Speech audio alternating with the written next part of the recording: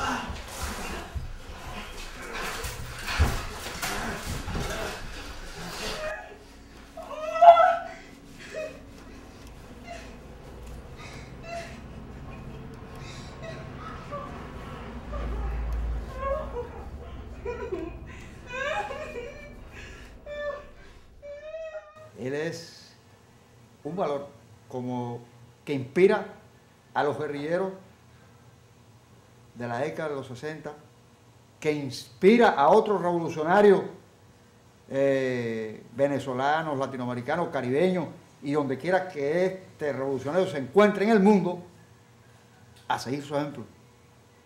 A seguir su ejemplo de rebeldía y de liberación de los grupos sociales, de la clase explotada que él representa.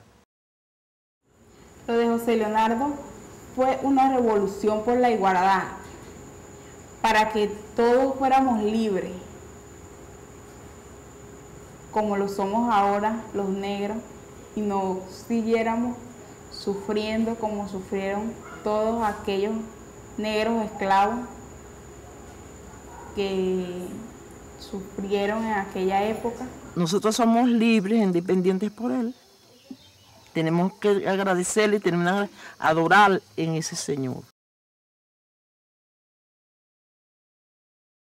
Mi padre, Juan Ramón, era de la Chapa, Santa María. En los tiempos que él estuvo por la Chapa, pues también evolucionó y fue un luchador con el nombre de José Leonardo. Él le gustaba darle fuerza a los José Leonardo, pues entonces lo que hizo fue más que todo desviarse y llegar hasta Macanilla.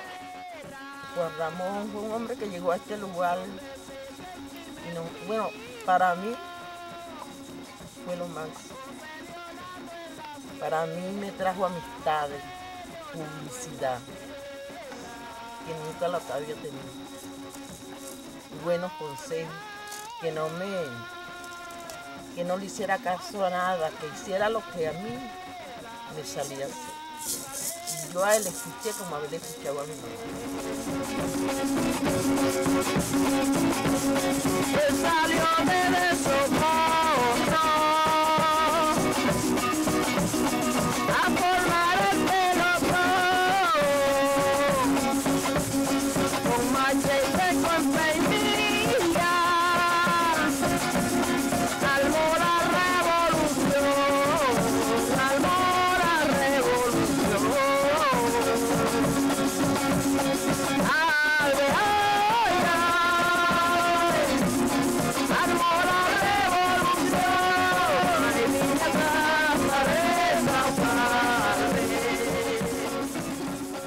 José Leonardo Chirino para mi padre creo que era su Dios. Lo veo desde ese punto de vista. Él cuando hablaba de José Leonardo hablaba como que si lo tuviera de frente, como que si lo tuviera allí en la conversación conjunta entre los dos.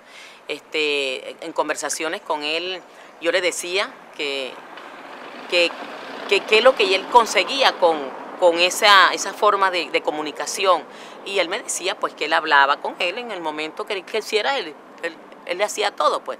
Y se sentía con lucha de continuar con lo que en verdad José Leonardo quería para los entonces, que era aquella lucha que hubo entre que me tenían o no me tenían agarrado, y en que éramos o no éramos libres.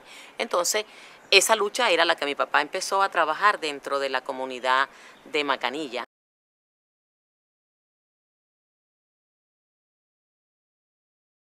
La lucha que tuvo mi papá en toda esa zona de la sierra y en las conversaciones que hubo entre una y otra, sí tengo un relato muy bueno con respecto al gallo, porque más que todo mi papá era de la parte del gallo. Él era un luchador social.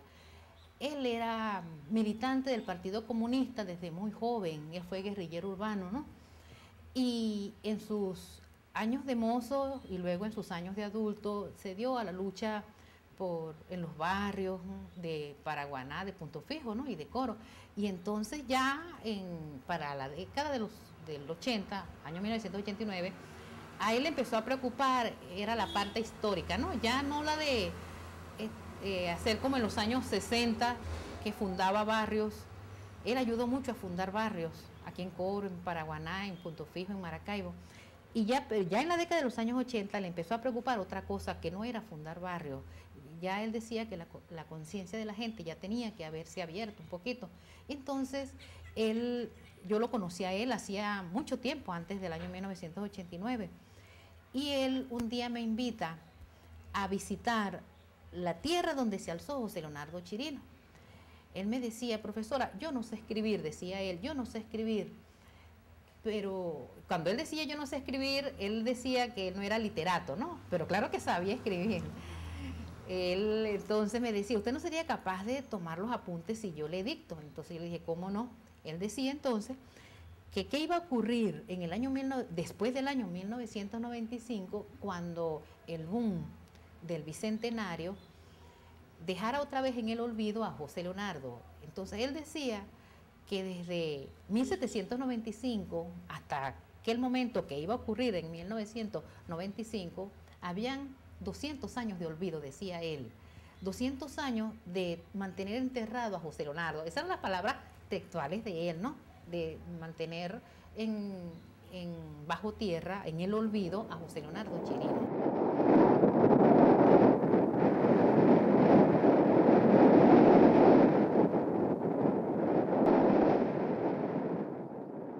Omar Azuaje, el director del diario Médano, a partir de aquel momento, año 1989, empezó a publicarle todos los artículos que semanalmente yo le transcribía a Juan Ramón. Es así como comienza ese libro de Juan Ramón.